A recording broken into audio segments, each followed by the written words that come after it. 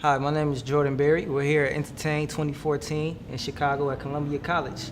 Right here I have the presenter, David, here with me, and he's going to tell us a bit about the research that he did and what inspired it. First of all, what was the basis, what was the theme of your research? Sure. My research looks at ways to bring computational thinking and computer science ideas into science and math classrooms at the high school level. And there's a number of reasons we're trying to do this. Primarily is just the changing landscape of STEM fields professionally, that computation and technology are playing a larger and larger role. And so we're looking at ways to bring those ideas into the high school classrooms to prepare students for futures in the STEM disciplines. Well, exactly how do you see technology being more impactful in the educational setting? So impactful both in the educational sector as well as the STEM fields beyond education. And STEM stands for? Sure. STEM is an acronym that stands for science, technology, engineering, and math. And in the United States, it ends up being a blanket term that represents kind of science and math in education sector. So in terms of how education is impactful, what we can see in terms of just socially in the lives that students live today is different than it was 5 years ago, 10 years ago, 20 years ago with smartphones and social media and everything like that. That technology is just changing everything in terms of how people live their lives. And that's true both socially in terms of how people interact and communicate, but also in science and math fields, where new fields are springing up almost every year that have the prefix of computational. So computational biology, computational astrophysics, whole new fields are being defined and largely driven by the increased availability and increased power of computational tools. So over the last 10 years, there's a trend toward big data, where it's becoming easier to collect large amounts of data. It's becoming possible to analyze large amounts of data.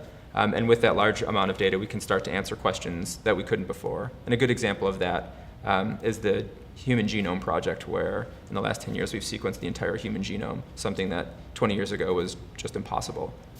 And now that data is this project has not only been finished, but it's available online and publicly available for people to use. And we actually have high school students asking questions of the human genome and engaging in these authentic science practices that are cutting edge with respect to what's happening in the world. How do you feel about Intetain this year being hosted at Columbia? And do you feel as if your research tied into the theme? Yeah, I mentioned this at the start of my talk. So I usually spend time hanging out with education researchers and high school teachers. And so it's been really exciting for me to be at Columbia College with people who are much more creative, so I saw presentations by poets, by musicians, that are thinking about the same way that I'm interested in bringing technology into high school science classrooms. They're thinking about how to bring technology into art pieces, into publishing, into all these different sectors.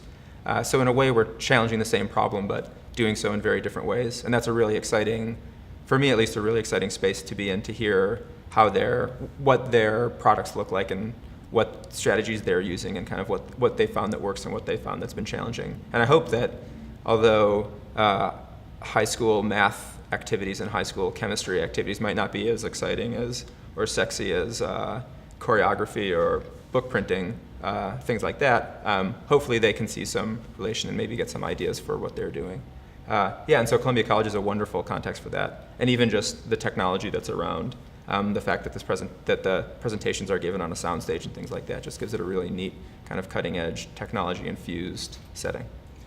Are there any speakers that you're looking forward to or presentations that you're looking forward to here at Intetain? Yeah, the demo session that's going on right now I had circled on the schedule.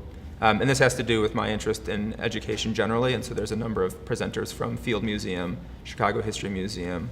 I don't think there's MSI folks, Lincoln Park Zoo. So these are people thinking about the same types of problems, same types of challenges in terms of educating kids and engaging kids and getting kids excited and interested in science. And I think that stuff's really interesting, and it's cool that it's being presented in an entertainment and technology-oriented conference, as opposed to people aren't asking questions about pre- and post-test results. People are asking questions about how much kids like it, like were they excited?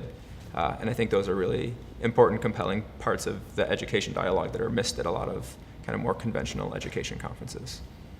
Well, to wrap it up, I hope you enjoy your time here at Intetain 2014.